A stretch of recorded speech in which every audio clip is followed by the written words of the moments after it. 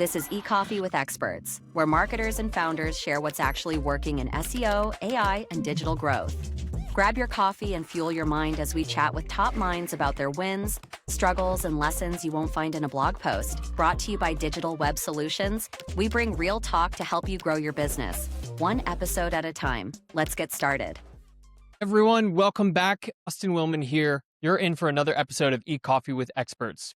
Today, we're diving into something that I know keeps a lot of you up at night, attribution, where your revenue is really coming from, and honestly, how to stop leaving 30% performance gains on the table with every campaign you run. My guest today is Vladyslav Zhovtenko from RedTrack. And what I love about this conversation is we go way beyond the surface level stuff. We're talking about why Meta is losing 30% of your conversion signals right now. Most performance marketers don't even realize that. Vlad shares how to fix your audience match score and how he gets 30% higher ROAS for his clients without changing a single piece of creative. We talk about pricing models and why charging more isn't always the answer. It's about charging the right price to the right audience. Vlad's also got some fascinating takes on why your content strategy needs to flip for Gen AI search, how to use AI to challenge your assumptions instead of just validating them. We talk about why 2026 is your deadline to own your data, not just because compliance, but because your future digital workforce needs it to make decisions. So if you've been struggling improving ROI, struggling with client churn, or wondering how to future-proof your operations, you're in the right place. Let's get into it.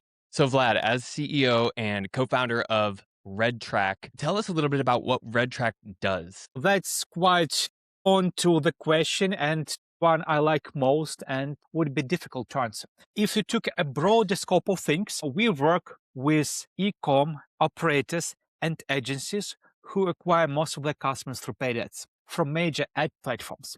And you know what? This ecosystem, you put your money on Meta or Google or TikTok, it works fine because you have the pixel installed. Used to work fine until sometime around iOS 14.5, and then even less around iOS 17.5. What we do, we fix that broken positive feedback loop between ad spend and revenue by providing the technology to capture conversion, enrich conversion data, send conversion data back to all the ad platforms according to their standards, and a bit of tools to help you spend less time managing ads. Okay, so you mentioned something in there, which is send the positive data, the correct data back to the ad platforms. Yes. If I'm a founder, if I'm looking at my agency, yes, I need to understand the attribution. I demand visibility on my business so I know where my money is going and what it's getting back for me. But I'm curious, what is the importance of sending the correct data back to the ad platforms? Or maybe a better way to ask that is, what are the impacts if I don't send correct data back to the ad platforms? So first of all, what you describe, I want to know the attribution is the dashboards. Let's put this dashboards in report. And The RedTrack dashboards. Or any other dashboards, like even Google GA4. Analytics, Okay. whatever you use. That was essential when pixels were working. And why it was good enough? Because ad platforms could get all the performance data they needed from their own pixels. You just plug in Meta Pixel ID into your, Shopify template, done.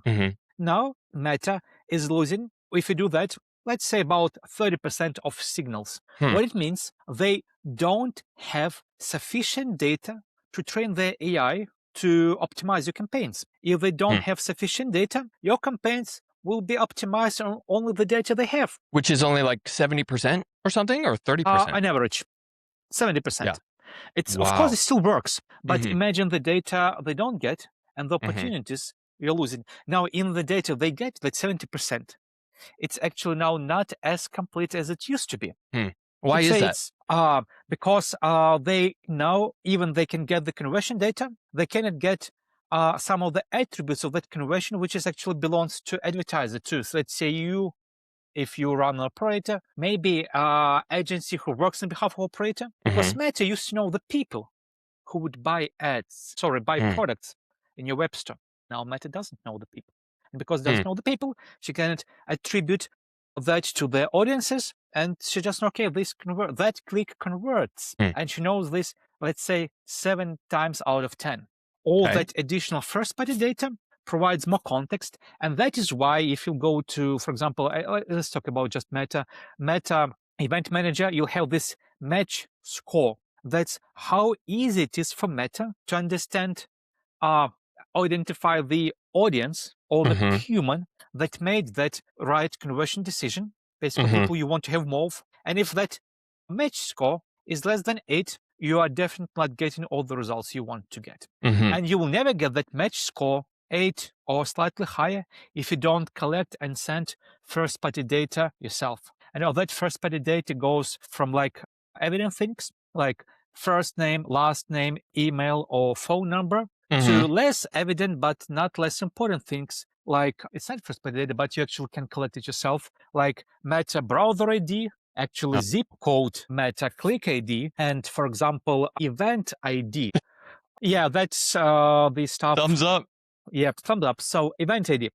And all those tiny bits add up to Meta's ability to identify who made that decision and run all the campaign optimization better. Okay.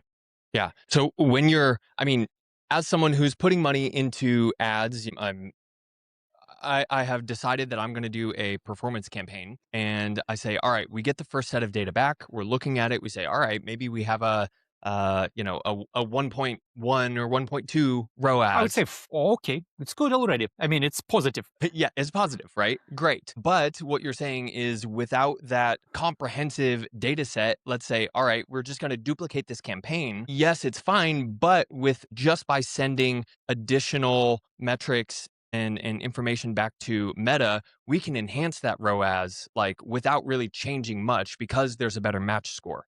Yes, better match score, just fixing this basic feedback loop, average uplift is 30%. Wow. Holy smokes. And that's what RedTrack does, is it's able to not only show, but also the technology can send it back to the ad platform. And that's the whole point, that now you don't need just dashboards. Because if you have dashboards, but the Meta or the Google or the Snapchat or the TikTok or other platforms you buy ads on would not know the same data, doesn't matter.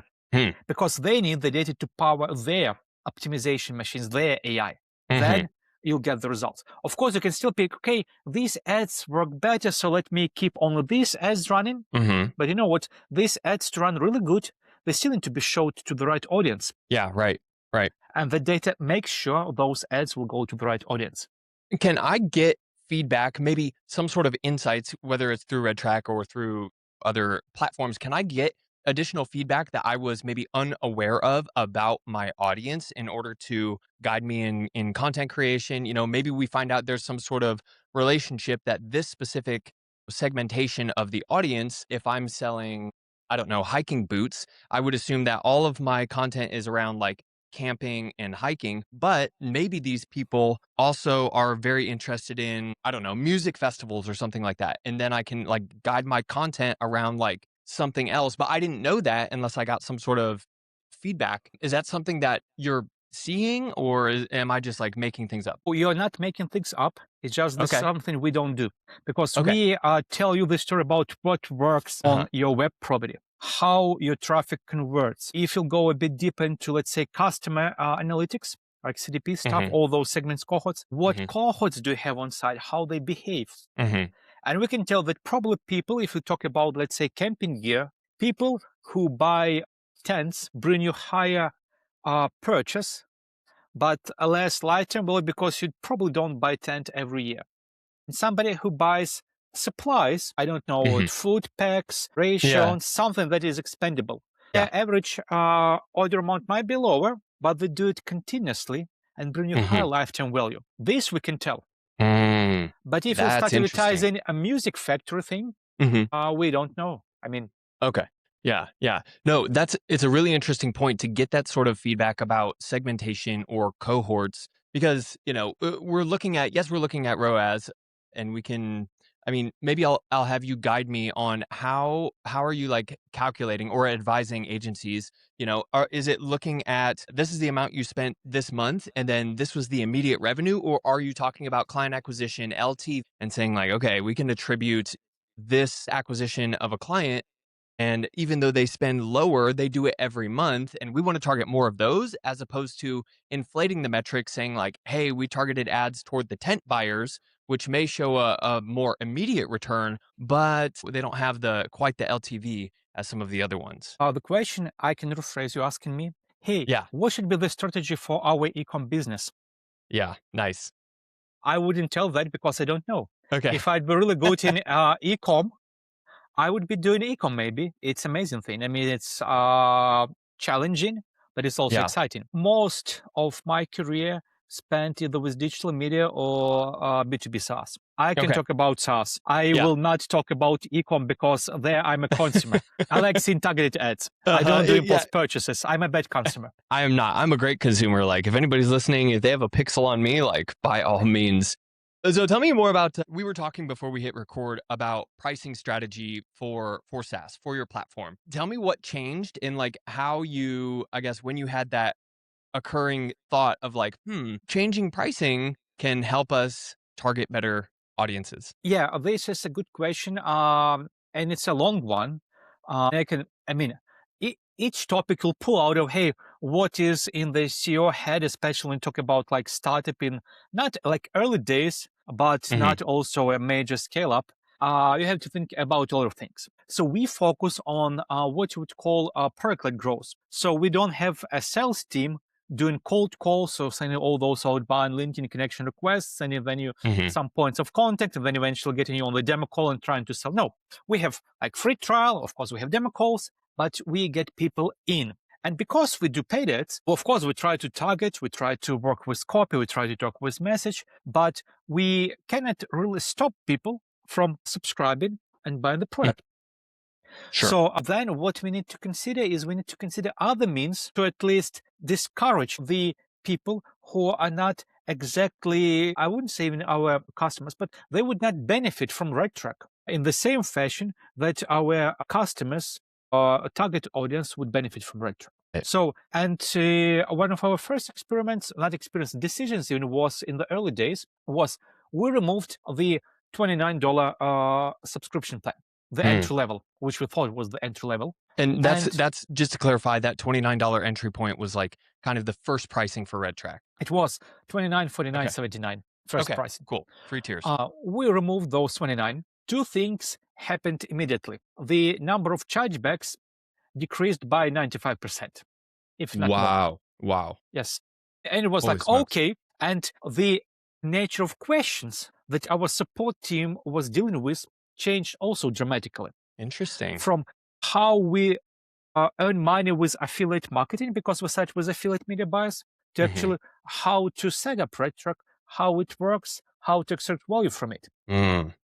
So how can I interpret that what we did when we removed this lowest enterprise point? I mean, 400 EL, 49 per month is actually not that dramatic difference. No. Yeah. But somehow, for the time and space we're in, it's completely cut off people who had no idea what they are doing, and were trying to use us to tell them how to earn money with tools like RedTrack. Interesting. Yeah. You basically weeded out the people who were trying everything and maybe didn't have control of their budget because your $29 subscription was probably one of 8 that they tried that month. However, the people at the $49 are like, okay, I understand. Maybe already have a solution, but it's a partial solution. And I understand what RedTrack does. And therefore, I'm willing to invest a higher amount on a monthly basis. And that's how you, yeah. So I know a lot of agencies, they probably don't have like a customer service department, let's say, they're not a SaaS product, they're a service business. How do you, I guess, let me ask you this, what other insights have you gotten over the years from listening to that customer service department? I can tell you even better insights because we're talking to agencies here. Awesome. Once, and I mean, I'm coming from digital marketing background. I do it for like 25 years. I can say I'm don't know the tools, the current tools in details, but I understand how that works. And means I'm still fairly good in paid ads, at least to tell, okay, this will work, this will not work, or please don't do this at all.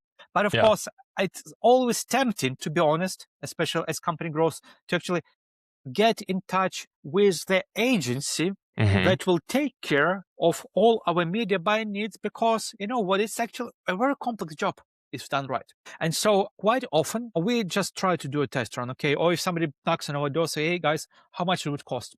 And you know what? I know how much work needs to be done to have a good ad campaign. So if my mental model understand that agencies should actually earn money by margins, not by being our employees. So of course, I understand they have tools to automate things, but still, if somebody says me, hey, you know what, we'll do everything for you, like 2K months turnkey, and I know that just a person, the media buyer, one, would cost them more, and that media buyer can effectively maybe 5 customers, maybe 10, and he is not the only person doing the job for all those agencies. I don't even speak further, because the quality service just cannot cost 2K. I don't believe it. Yeah. It's much more. Yes, exactly. And then if somebody would say, like, in the different range, and I would spoil what the range I consider appropriate, but it's way more than 2K. Then we start talking, and then we start, to be honest, we never got to the point where we signed the deal, because for us in-house is still more efficient, but at least we explore and we return to some of our contacts once or 2 years just to check up. And eventually, I'm positive we'll end up actually switching at least part of our ad spend to agencies, but not 2K per month turnkey. I just don't believe that. Yeah, it's not going to happen. Even with AI, I mean, with whatever you do. Yeah. I mean, even with AI, you're right. There still has to be a controller until we get like really, really proficient agents who can, I mean, I see a lot about Claude Code. I haven't personally used it, which it's on my to-do list, right? Maybe I'm the $29 a month guy that's like trying a bunch of different things. But tell me more about, okay, so right now, in the agency space, a lot is changing in the macroeconomic, sphere with Trump being president, and like the whole, everything in the world is just, it's crazy. And so it seems like a lot of agencies are experiencing either client churn because they're not able to show the results or show the ROAS or show the attribution of marketing spend and how that reflects into revenue. So churn, it seems, is up. And then acquisition of new clients is becoming more and more difficult because business owners are saying like, well, I can just use AI. They're saying this general term, I can use AI to do all my marketing. So what I want to ask is, how are you currently, like, where is your main channel for client acquisition? I know there's probably a bunch of them. And let's start with that. As I mentioned already, now 50% of the story we do paid ads, of course. And the challenge, and that's why it's more difficult for the agencies now, is that even paid ads are because in the past paid ads were like simple. You got clicks, you got conversions, you got revenue. Now you got multiple touch points. And actually, the most of the work that agencies are doing are usually the most important work is actually on the top of the funnel, like find and create awareness with that particular customer segment or customer group person. But now all the tools that measure the results are last touch, bottom of the funnel. So interesting. It's very difficult. And now multiply that by actual data loss, by all the things, but multi-touch points, by using multiple devices in ads here. Add on top of that the fact that now people, especially younger generations, they see ads on Meta, but they don't click them. They just go and buy through, like going to the website or searching for that in TikTok and see an influencer talking about that and clicking his link. Yes. And now Meta doesn't get the credit, but the influencer gets the credit, although they're both part of this conversion funnel. But for agency, like focusing, for example, on paid ads, on like this, let's say, awareness campaigns, to actually prove their credit without a high degree of trust and some data to support that high degree of trust is virtually impossible. Yeah. Because it's the last touch point. So this is why, especially in e-commerce, especially a lot of things where there are more than one touch point, there should be, in my opinion, some sort of like at least forward-looking metrics, I would say, that would indicate that the work of agencies doing is bringing results. And this gets me to this concept of black box. And that's why for us as an operator, it's easy because it's our black box. We trust ourselves and we do make mistakes. One of the stupidest mistake we made was we had a new media buy. We launched some meta ads. Results went down. We checked the numbers. Yeah, all the right allocations, all the right audiences. But again, because I'm doing this for 25 years, okay, and we have our own tool tracking all results. So we can have two control points. Say, hey, let's open the geo-targeting actual split where the ads were shown. Because what you did is something I would never do. They did like US. I would never do that. Okay. Why? Because first of all, why not? We are a B2B product. The customers, potential customers, are not, of course, they might be all over the US. For sure, we have roughly 40% of business there. But seeing for example, invoice details, we know they're concentrated to a couple of states. Yeah, so it wasn't specific enough. Yeah. And so Meta was doing everything right, but it was showing our ads in places where most of our customers are not present. So of course we still were getting results, but not as good as we used to have. And you could only, see that if you have, first of all, industry knowledge and experience and knowing, what parameters are too wide and like what, sometimes it's just one click or like one tweak that can change everything. I know because at the start of this call before we hit record, I was talking about this camera, trying to set it up. And as I was doing it yesterday, there was like one setting that was one tick off and it changed the entire quality of the camera. So back to the client acquisition for RedTrack, you were telling me about how your content has been performing well, like your organic content, your top of funnel content. Tell me why you think that's the case.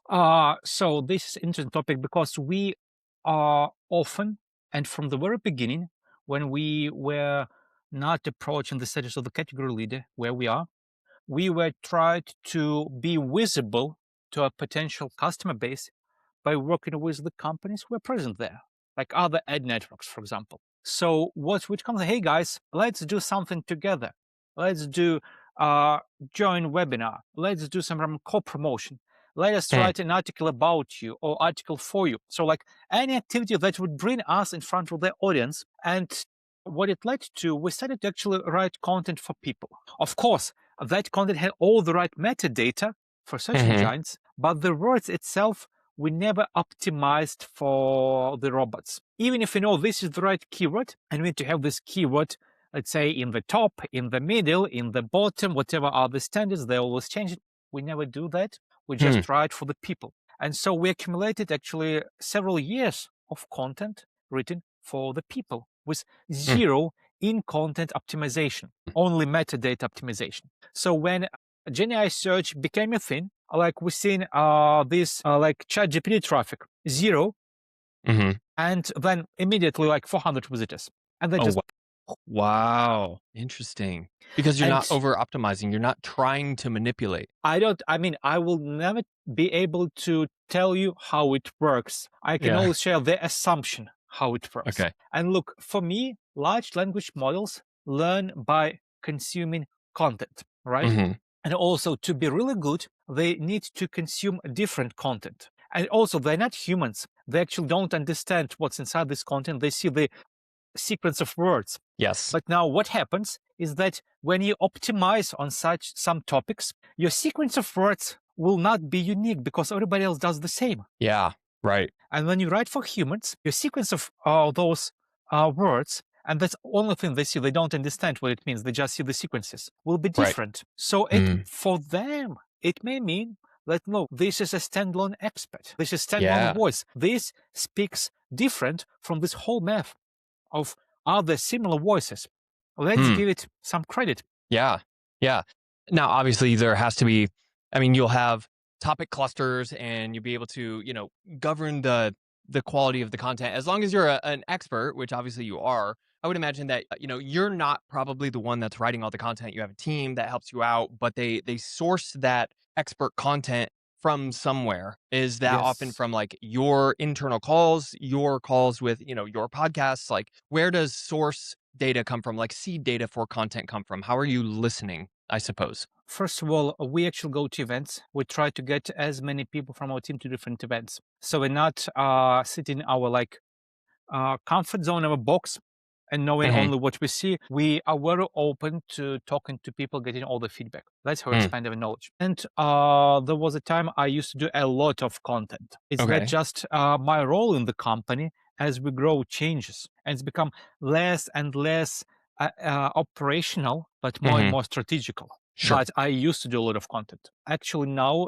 doing content is easier for me because I use AI. I have a very trained agent, which I used to just ask me questions for most a year right now. Mm. By this time, and I have this all those structured different projects. So one of the project accumulated so much data of my answers that now I can go into an article. I can just, hey, now using all those my previous answers, learning corpus, just draft me the answer to those 10 questions. Nice. And then Wow. I open those 10 questions. I would do a lot of rewrite. Mhm. But because only my answers are the learning corpus Mhm. for my Gen answers, it's very close to my voice because he doesn't have any other data to learn from. Yeah. And Yeah. then I need to fix factual mistakes, all the glitches. But now I can do quite a complex piece of content, which used to take me like hours. I can do in like 30 to 40 minutes. Of course, it's like ask questions, copy paste to whatever Google Docs, Mhm. and then read very carefully, fix all the mistakes in terms Yeah. of, I'm not talking about spelling, because he writes better than I do, but in terms Yeah. of meaning, Uh-huh. remove all the words I would never use, because some words I started to use like a base of generic cadence. I would never know or use the word cadence. Mm. Now it's my daily vocabulary. But Yeah. you can see when copy is written by Gen AI, because the way it builds words together Mhm. is beautiful, but humans don't talk like that. I mean, Right. I'm outside on the street, I'm at the event, I'm in a Zoom call. I never see people using words in that order. Because again, for whatever LLM, it's just a best order he thinks. Mhm. And we're not Hemingways or whoever he was learning from. Yeah. So I fix all that, Uh-huh. but the draft, and it's most difficult part to just extract all that from my past experience in the right order, is done Mhm. in 5 minutes. Mm. Before it Mm. would take me hour to just typing in Yeah. or even Right. voicing, thinking about the answers. Now I just think about, yeah, this is how I would answer that. I agree. And when the answer is off the rails, because it Mhm. happens, Yeah. I upload back my answer. Hey, this is how I did the answers. So it keeps learning. Okay. And to be honest, I'm not sure how free we are with our words, but it wasn't a good content even 6 months ago. A year ago, it wasn't working at all. But last for 3 months, it's really, really, really good. So it's been taking off, and I think you're bringing up a really good point, which is we can over optimize. If we're looking at topic clusters, we're doing keyword research and mapping to different intents in different parts of the funnel. You're right. Like everybody else is also doing that. So the unique, let's say even cadence or unique vocabulary and vernacular of your internal operations, that in itself sets you apart as a thought leader or a category leader.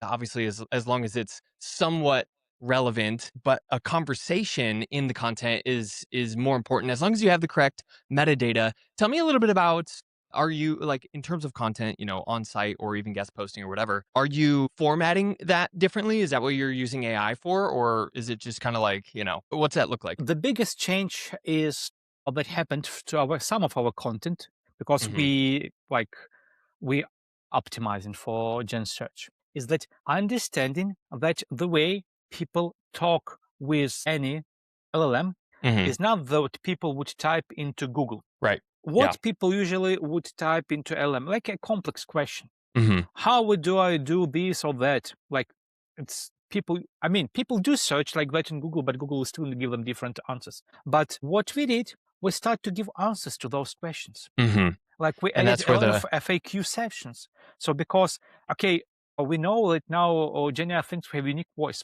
So hmm now as we use unique voice to give it the answers it is looking for. but Mhm. how it knows is the right answer, because it also sees the question. Right. Right. And that's why I go to all the podcasts, because you ask me questions. Uh-huh. And I have no idea how all this information will be eventually processed. Yeah. But Yeah. I'm fairly positive it contributes Yes. positively to our voice when it will be eventually be processed by all those Gen AIs. Yeah. Unless you're Yeah. preventing their access. Yeah. No, which we won't. Obviously, this podcast is very much for our EEAT. It builds our network. We provide backlinks to our guests. So all of it is value oriented. So it will be consumed. They It will will be know consumed. that Vlad from RedTrack was talking about this topic, answered these questions, and it adds a bit to their, like, all those sequences of what is our voice, where we answer the questions, where we have some credibility. As we wrap up our time here, and by no means take your time with the answers. When you're looking into 2026 in terms of being a SaaS company in the marketing industry, what do you feel that our listeners who are agency owners, what do you feel like they should focus on for 2026 outside of, I mean, yeah, let me just keep it open. What do you think they should focus on in 2026 that you feel will be the lowest effort but drive the biggest results? Sorry, it speaks to what we do. So, Uh-huh. I cannot say if you can still not, but we actually understand what we're talking about, at least in this sphere. So, I don't say it's lowest effort, but it's highest result. And I'll explain why. Mm. Own your data. What I mean by own your data. If you're using, for example, Google Analytics, you have reports. Mhm. You don't have the data that was used to build those reports. And actually, if you are alone in this industry, you know that you can get the data behind those reports. They have the paid option of Google Analytics. It's just very expensive one, extremely Mm. expensive. And because the whole media buying is shifting to like, say, post-pixel first-party data, the data you own. This is the definition of first-party data. You need to have means in place to collect and leverage it. Whatever it will be, like your BI, something. I mean, there are multiple ways to do it. From very simple, like RedTrack has a free product now for ecom Relay. Mm. It captures your clicks, conversions, processes them, send them back to Meta, at least on this level. Mhm. But the bigger you get as an operator or an agency, the more sophisticated your system should be, but this data should be yours. And not only to make marketing decisions. Look, we're Mhm. coming into the year when digital workforce will shift from being a geek thing to actually being a reality. But what is AI? AI has two structural problems: data to make decisions and integrations to implement those decisions. So if you don't have the data, whatever best agent you will buy, it will be as good as the data you will give to him. So you have nothing, Mhm. the outcome will be nothing. And this you can see from my answer. It took me a year, and I keep training this sub agent Mm. on my own answers. So it uses my own voice, all the information I keep putting in. And that's actually hundreds of pages already. Yeah. And nothing Yeah. else. Yeah. So this is my set of data for that specific task. And this is just, let's say, one digital workforce. So Mhm. like, I'm not sure at what point next year, but the things are developing really fast. I've been Yeah. there when internet appeared. It took almost 10 years for the concept of internet company to Uh-huh. disappear from our language, because you don't see like Interesting. internet company, Yeah. Yeah. or you don't see like we are internet agency. I had one. An internet agency. Yeah. And what we're doing, we were doing websites, we were doing designs, banners, ads, setting up, I mean, everything. We are internet Yeah. agency. Yeah. So now this AI thing is already almost 5 years with us. Mhm. Mhm. So, I mean, it's up to the point where it will become everyday norm. Just word AI will disappear from some specialized products Yep. to actual part of the solutions you use. That means Yeah. you will be working with digital workforce, like in human workforce, or I mean AI workforce, whatever you want to call it. And that Mhm. means the digital workforce should have data to be Mhm. smart, because that's the same as knowledge and skills for humans. Mhm. And then better some APIs to make that smart go outside the box, but even just to make decisions and suggest, hey, how do I do? What is my best performing ad? And depending on what data you'll show, like 3 ads over the past 5 days, or your history with deep numbers on all the metrics over the last 6 months. Mm-hmm. you'll get very different answers. And the best part, if we talk about, again, agencies, why this owning data helps. Because in the past, to actually leverage all those volumes of data that can be potentially produced, you need to hire special trained humans, like data analysts that would spend hours designing those queries of database, building all those reports just to give you confirmation Mm-hmm. to something you can actually know by the gut feeling. Yeah. I mean, Right. it works 8 times out of 10. It's my gut feeling, so I don't need a person doing data mining for me, because I will be right 8 times out of 10. Of course, Mm-hmm. those 2 times will be painful, but the Yeah. other 8 times is good. Yeah. Now, with AI being accessible, I mean, I'm paying $20 per month for ChatGPT. Like, Same. Yeah. I pay more for coffee in a week. Right. I mean, I don't drink a lot of coffee outside, just still, but how much, I mean, I don't know how much coffee is for you, but for me, it's around €3, which is Yeah. like by now $4, Yeah. Yep. That's 5 about right. coffees, Yeah. and I paid for Exactly. my ChatGPT. In a I mean, week. I probably get 5 coffees in a week outside home. So that's the reality. See how you can start owning your data, Mm. because you need to make decisions. Your ad platforms need to make decisions. Your future digital workforce will need it to make decisions. Mm. And You're that's as it is. you're bringing up a really good point, and I think this is still being underutilized, which is training your AI on your own proprietary data, which is very in line with own your data, that point for Yes, 2026, right? Because if you bring on an expert or someone with many years of experience in their field, in the data mining or analytics or whatever, they are essentially like a living and breathing data processing and decision making machine. And if we're using ChatGPT or whatever your AI of choice is, and you're using it to brainstorm, that's fine.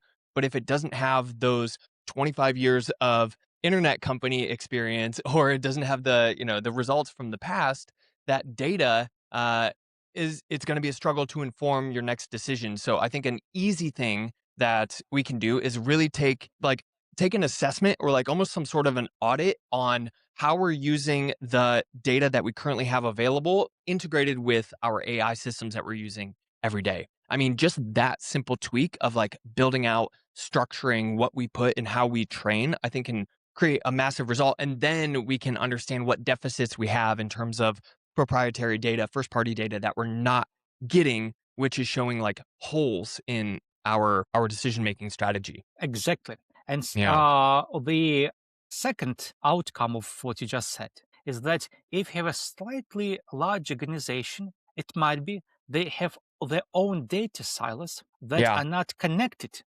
because Hmm. it's not bringing extra value for humans to make those complex decisions. But for AI, it's the way to go. So connect all those data silos into one.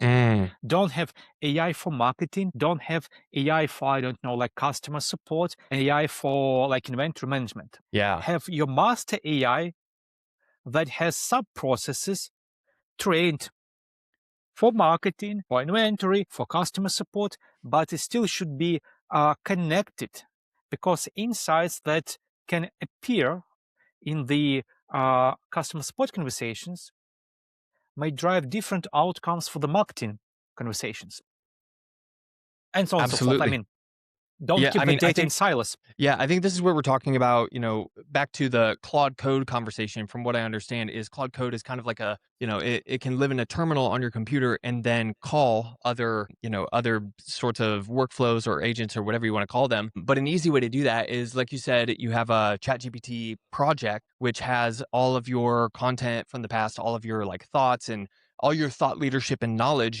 you've pulled out of your head and put it into a ChatGPT project. Imagine each segment of your business doing that, and then you can use Claude Code and say, "Hey, we have a summer break coming up, and we want to launch, or spring break. We want to launch, some sort of campaign that can capitalize on spring break. Now I need to go into, talk to Claude Code, go into the customer feedback, look back into the data at like, halfway through March last year, and then collect all of that. What are the demo calls? Like, what are the main questions on the demo calls? Obviously, all of that can then help you inform a decision, is basically what you're saying, right? Yeah, Exactly. Yeah. And also one more thing that I wasn't saying, but I think is if we keep talking about AI, which is a hot topic nowadays, Yeah. is I'll talk about myself. I don't expect it to give me answers. That's very Okay. important. I use it for primarily two things. Either ask me questions I would never think about. I like those effects because they always bring smile for other people I'm on the call with.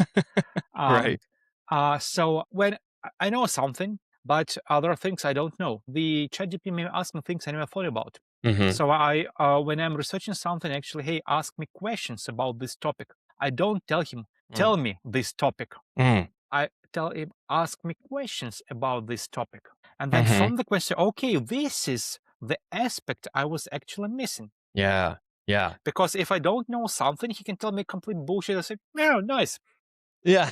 But if he'll ask me something that I don't know about, then it's okay. Yeah. I have no idea about this. Let me think about it. Let me actually research it through trusted sources of information. Mm-hmm. But Mm-hmm. that's how I uncover gaps in my knowledge. So don't expect it to give you answers. You need to ask you questions. And answers should come only as drafts for areas where I would have sufficient expertise to validate them and tell them, like, this is bullshit, this is good. I love Because that. if I cannot tell the difference, I would never use it. Like, Yeah. because how do I know? Yeah, exactly. It's very good at someone likened ChatGPT to like a drunk teenager. Like, yeah, absolutely, that's the answer. You can look it up. It's like, Yeah, because it's conditioned to make me or you as its user happy. yeah, yeah. I have a special set of prompts that just ask him not to do that. Like literally, don't tell me things I want to hear. Challenge me. Challenge my Exactly. assumptions. Yes. Yeah, Because yeah. otherwise, like, isn't it right? Yeah, it's right. Should I do this? Absolutely. Go for it. Yeah, you're And thinking in the right direction. Here's exactly. the answer. No fluff. Yeah, I love Yeah. that. Yeah. And it's when people use it for quite some time, it actually builds a very good profile. Again, because it just matches Yeah. those sequences of right words in the right sequence. And then Mm-hmm. if somebody wants to place himself how good they are, ChatGPT is perfect doing that. Yeah, yeah. So actually, you need to keep that in mind and put in extra. I mean, that's my biggest experience. I'm not sure about other LMs. I have not used them that much. I know they uses. I try, but daily other things. So it actually takes extra effort to remove please me element to actually Mm-hmm. educate me, at least for me. Mm-hmm. That's Mm-hmm. why I said, like, I use it to ask me questions. I'll get answers myself, or to draft what I would write myself, because I know that, yes, this is what I would do, just using different words, and then use those different words. Man, yeah, the AI conversation we could take, for a whole We can nother take attribution podcast. conversation for a whole nother podcast, but it won't be as exciting because, I mean, attribution is boring. It's very important, but it's boring. AI is exciting. Unless it has meaning, unless you can tell a story behind it. That's what we talk about quite often, right? Data itself is boring, but the agencies who have the highest retention rate are the ones who are able to share the relevant data and then tell a story behind it of what it means for the client. Yes, There it but is. then Yeah. it's not data, it's interpretation made by professionals. Very important distinction to make. So as we wrap up here, Vlad, where can we find out more about you and about RedTrack and everything that you're doing these days? I mean, LinkedIn, for me, or for RedTrack, the website, Nice. RedTrack. Say again, I'm here to more like pay it forward and share all my knowledge, Yeah. because I think if somebody has a problem or an issue or a need to solve track attribution, they will should find us or other tools that fit their needs best. So I'm not here to sell. Yeah, I love it. I love it. Thank you. And I hope that people do go and check out RedTrack and find you on LinkedIn, which obviously will include both of those in the show notes. So Vlad, thank you for being here, for being an amazing guest, and I hope to meet up with you soon. It was my pleasure. Thank you. Bye.